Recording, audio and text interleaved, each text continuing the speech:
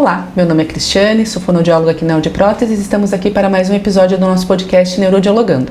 Hoje para conversar sobre os transtornos do neurodesenvolvimento com a doutora Tatiana, a neurologista, né? Muito obrigada, doutora, por ter aceito o nosso convite e vir conversar com nós sobre esse tema que é tão importante, né? Com certeza. Vou pedir que a doutora se apresente. Sim. Então, meu nome é Tatiana Comiso, eu tô fazendo quase 25 anos de formada.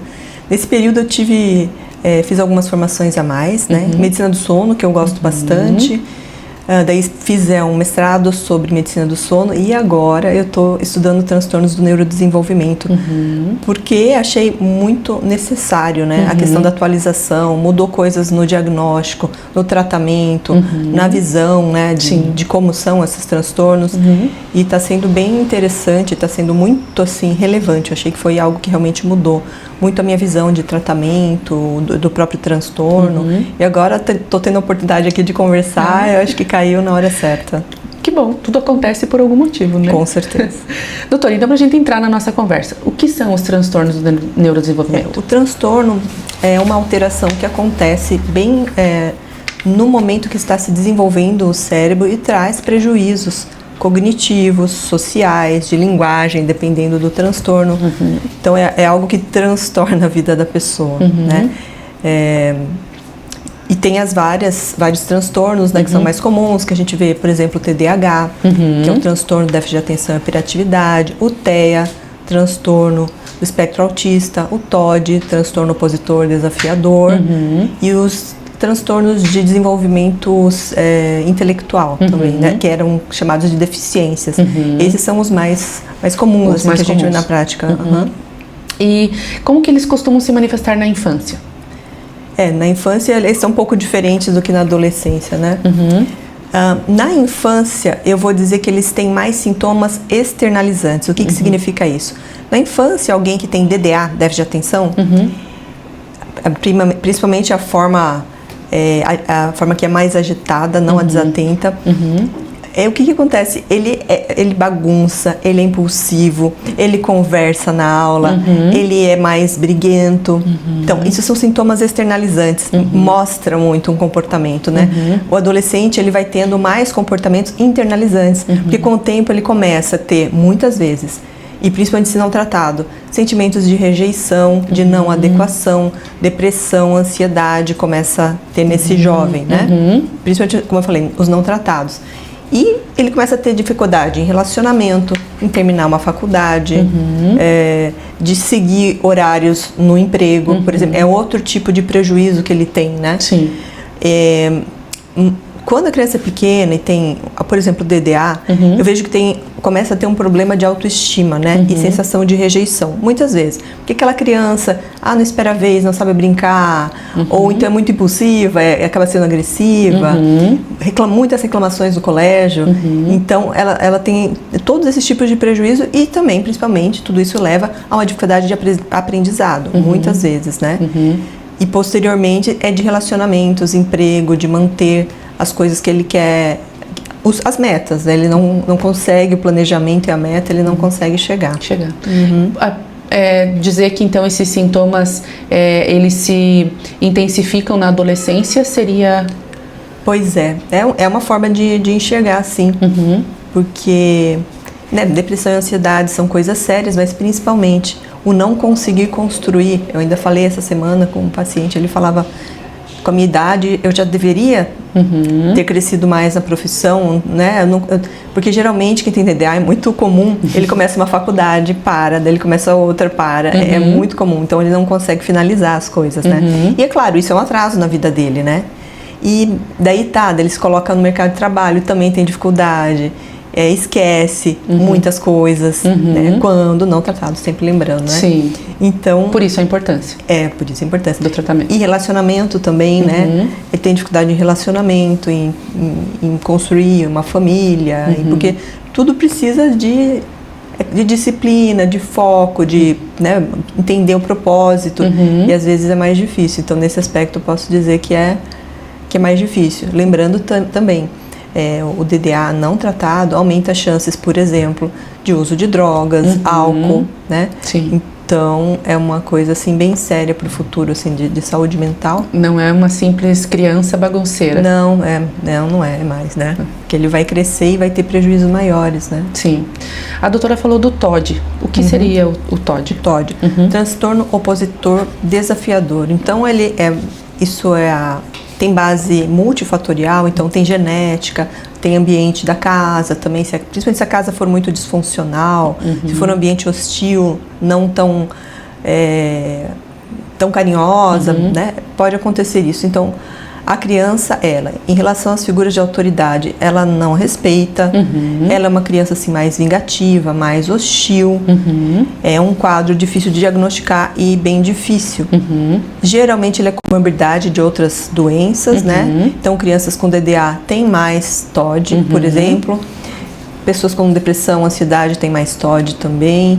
Eu já vi TOD assim... junto com um transtorno de conduta, mas eu já acho que são coisas diferentes. Muitas vezes, né, ele começa ali e se torna um transtorno de conduta, que daí é mais grave, né? A doutora falou do que o TDAH geralmente tem, né? É muito comum. Mas não é via de regra. Se tem... Não é via de regra, mas muitas vezes tem. Tá. Muitas vezes. E em que idade que o TOD costuma aparecer? Você pode fazer o diagnóstico entre 3 e 8 anos, é claro. O diagnóstico pode ser mais tardio, né? Às vezes passa, mas dá para fazer entre 3 e 8 anos o diagnóstico. DDA seria a partir de 6, mais ou menos, e o TEA dá para fazer o diagnóstico precoce, às vezes até um pouco antes de 2 anos, né? Sim. Então, avaliando bem os sintomas, dá para fazer bem precoce. Tá. E no caso do TOD, ele é só falta de limites ou ele tem base neurológica? Não, ele tem base neurológica, né? Hoje essa é uma polêmica muito grande, né? Sim. Porque os pacientes com transtorno de neurodesenvolvimento, qual que é a pecha que eles têm, né? Qual que é a falar, não, ele não tem limites porque não tem, porque não é educado. Ele é multifatorial, tem vários motivos aí de acontecer, né? E as características, então, ele é mais, não segue as regras, né? É mais vingativo, pode fazer pequenas coisas que não são das regras, não respeita as regras, né? Gosta de fugir das regras. Gosta de fugir das regras, então é um diagnóstico difícil, né? Difícil de fazer e difícil para casa, né? É uma criança que vai demandar muito dos pais, né? Sim. E a doutora falou que o DDA, né, o TDAH, costuma estar associado. Existe algum outro tipo de transtorno que também costuma estar associado ao TOD? Depressão, ansiedade e esses principalmente. São esses principalmente. Esses são os que mais costumam aparecer. E como diferenciar o desenvolvimento típico com os sinais? Acho que justamente para vir essa questão, né? Isso aqui é sinal de TOD ou isso aqui é falta de limite? Por exemplo, né? A criança faz birra, né? Só que quando ela faz birra, ela tem um objetivo e tem uma duração, geralmente é curta. Agora, qual é a diferença do TOD? É a persistência e a intensidade dos sintomas, né? Que a criança vai fazer uma birra ali com um objetivo. Às vezes quem tem TOD tem uma crise e não se vê nenhum motivo específico para a crise, né? Eu creio que principalmente isso, né? Porque crianças também às vezes fazem birras e tal. Uma criança neurotípica, mas é mais curto, né? É mais curto e tem um motivo, ela quer tal coisa. Sim. Né? E na adolescência, esses sintomas se intensificam do TOD? Eles podem se intensificar, né? Principalmente se não for acompanhado e tratado, e daí se torna algo complicado, porque pode se transformar, né? Pode evoluir para um transtorno de conduta. Um transtorno de conduta, o que começa a ter, até que é um tema dessa semana, né? Começa a ter crueldade com animais, pequenos furtos, já piora. O opositor tem aquele problema com a figura da autoridade, né? Mas quando tem transtorno de conduta, aí já começa a ter alguns autos de violência, E isso, em alguns casos, esse diagnóstico só pode ser feito a partir de 18 anos, pode ser feito um diagnóstico de transtorno de personalidade antissocial, tá? Então, é bem complicado, é bem séria essa condição. Que tem que ter bastante atenção. Tem que ter E as questões emocionais na adolescência também? como eu estava falando, na adolescência, geralmente, existe uma tendência de ter mais sintomas internalizantes, que seria a depressão, a ansiedade, a sensação de rejeição. E na adolescência também, o que o adolescente busca, né? Pertencimento. E então, principalmente se ele tem uma casa mais hostil, mas ele vai tentar, né, estar junto com os amigos, pode ser influenciado para fazer até coisas que não são boas, por exemplo, né? No adolescente, acho que isso é uma pauta importante. E uso de drogas, uso de bebida, pode começar nesse momento também, né? Sim. Porque o sistema nervoso do adolescente, ele não é como o do adulto, ele não está totalmente maduro, principalmente as regiões frontais, né, pré-frontais. Então ele ainda é uma pessoa assim muito impulsiva, na verdade, né? Não tão organizado e tudo mais, não se planeja tão bem. Então ele tem essa vulnerabilidade a determinadas situações, com certeza. Sim.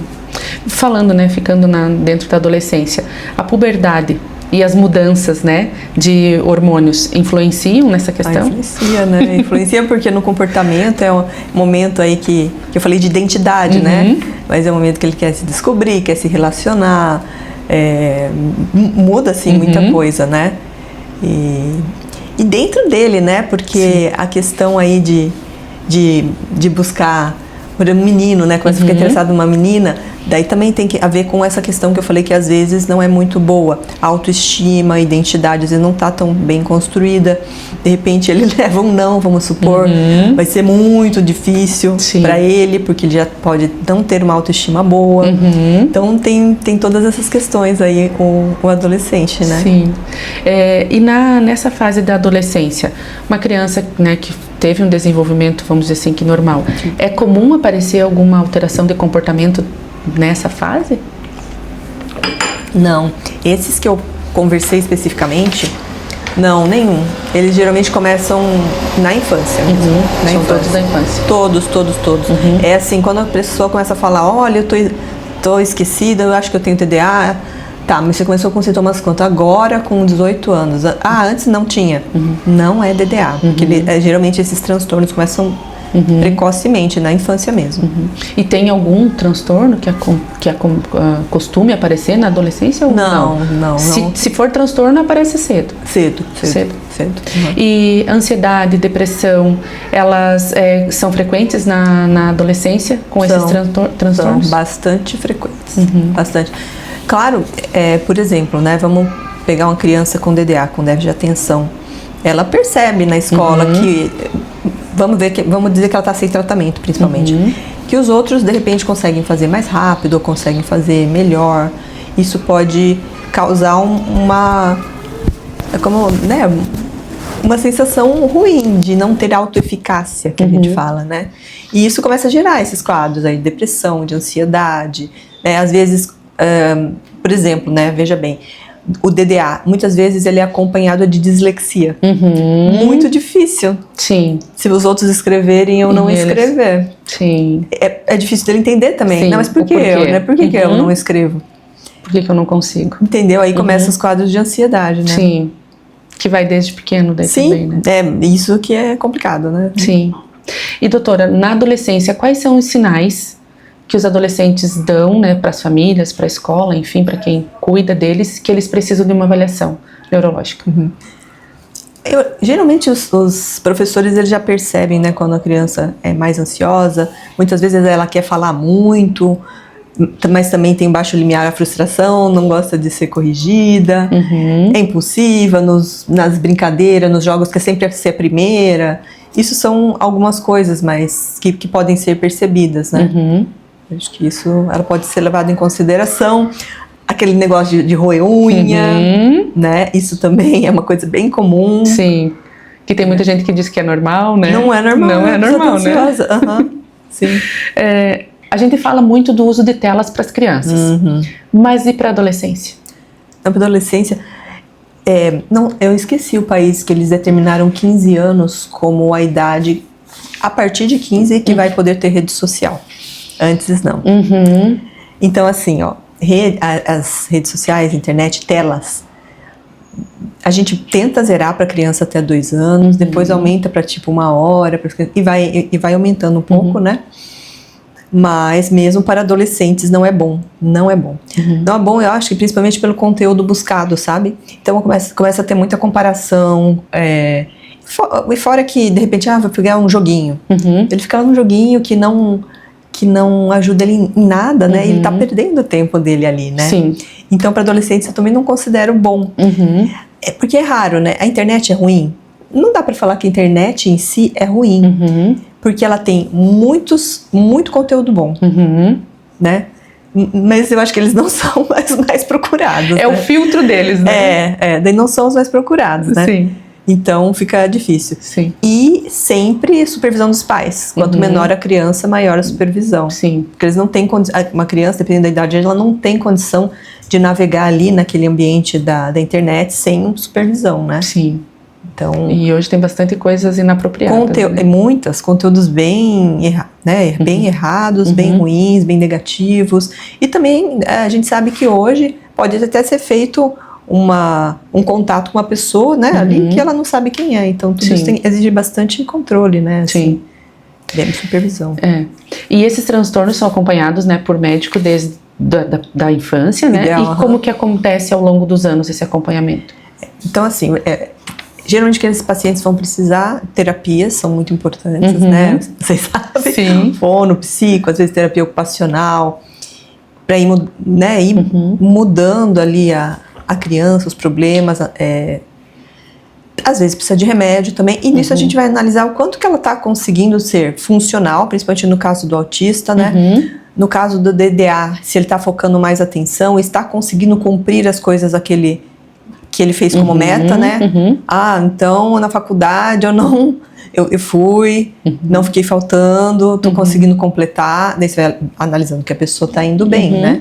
E claro, tem momentos que podem estar bem, pode ser momentos que ele não está bem, né? Que aí tem que acompanhar um pouquinho mais, com maior frequência, por exemplo. Tem fase que tá melhor, você deixa um tempo mais, podendo não estar sempre em consulta, né? Mas ele tem que estar à vontade para te procurar, porque é um quadro que pode, de algum momento, ele ter uma recaída de algum sintoma, né? Sim.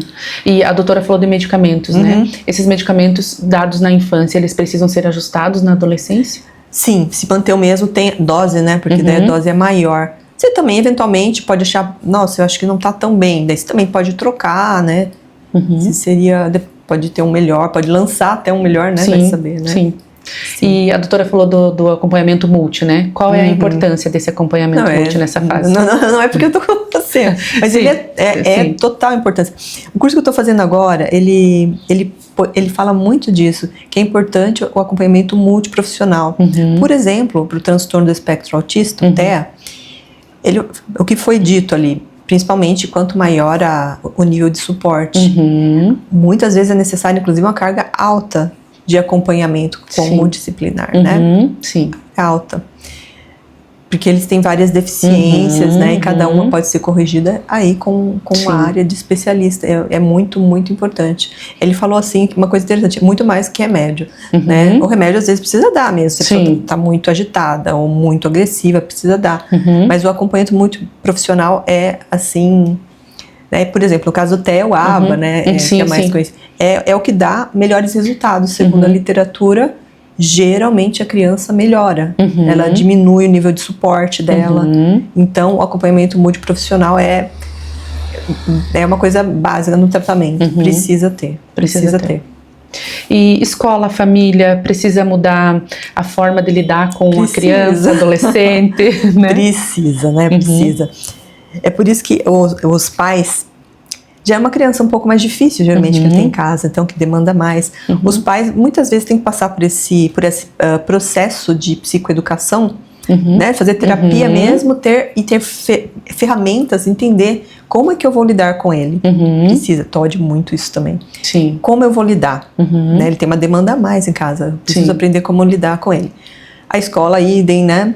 Porque o que acontece? E tem profissionais que trabalham, né, fazendo adaptação ali na escola mesmo. Porque senão, uma coisa comum e que é muito ruim é os pais ficarem brigando com a escola com o pai, a escola com o médico, porque é engraçado, o médico é muito assim, nossa, meu Deus, ele deu um remédio de tarja preta para a criança. E daí o outro que está muito agitado, nossa, meu Deus, mas essa médica não dá uma...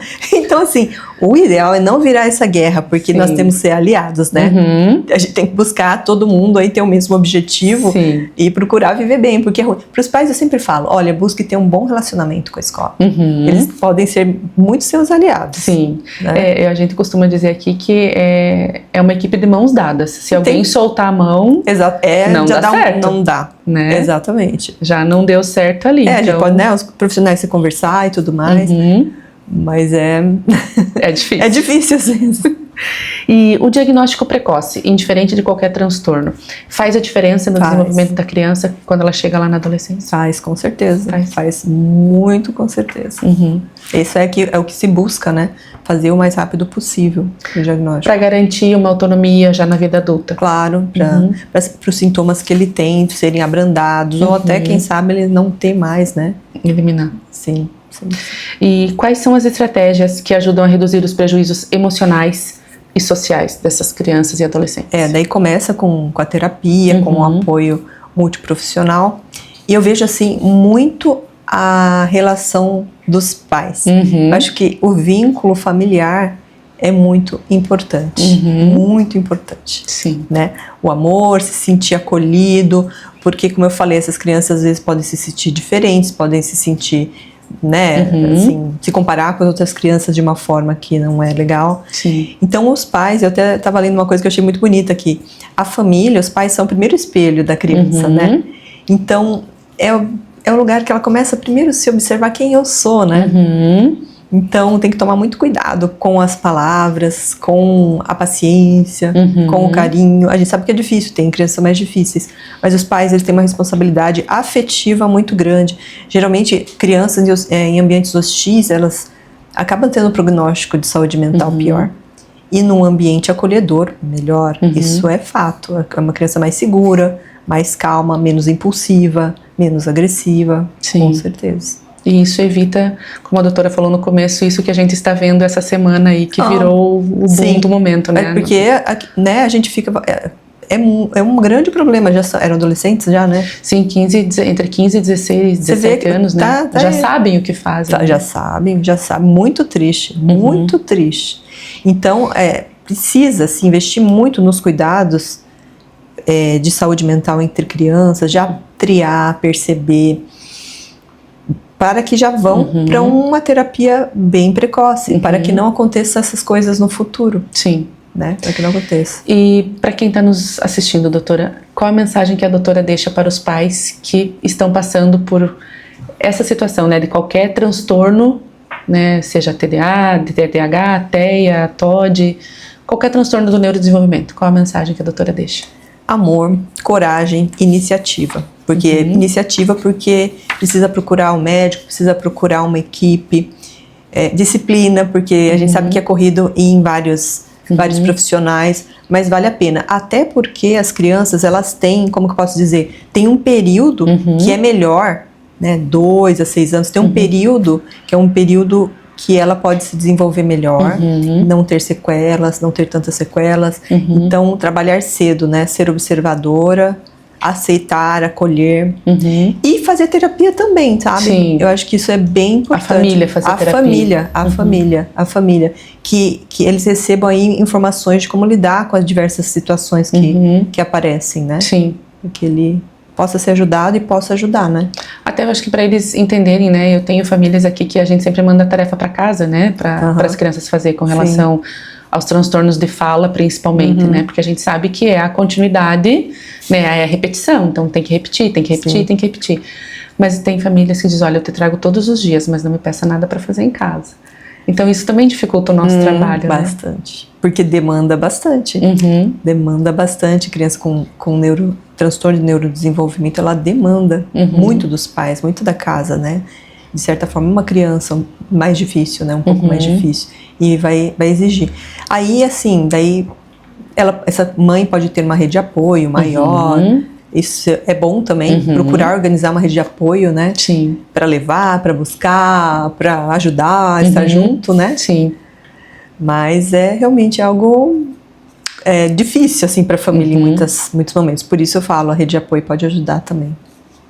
Doutora, muito obrigada Imagina, por ter obrigada vindo conversar com nós sobre isso, que é um assunto que para nós, como é o nosso dia a dia, né, é aquilo que a gente trabalha.